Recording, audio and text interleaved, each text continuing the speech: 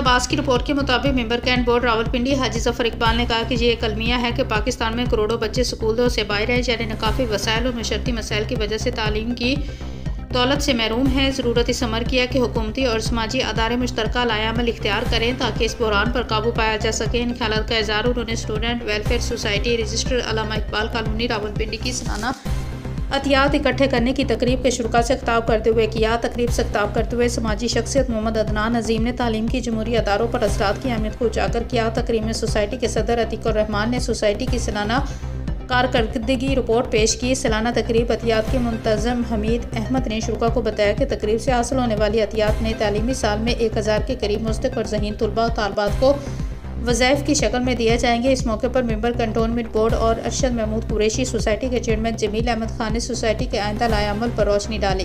तकरीब से अमीनुल्लाह खान, अजाज महमूद चौधरी, मोहम्मद फ़हीम, हामिद महमूद बाट ने भी खिताब किया। तकरीब के आखिर मरहला में सोसाइटी के नौमुंतखब ओहदेदारान की तकरीब हलफ बर्दारी का इनेकाद किया गया। समाजी शख्सियत मोहम्मद अदनान अजीम ने कबीना के अरकाइन से हलफ लिया।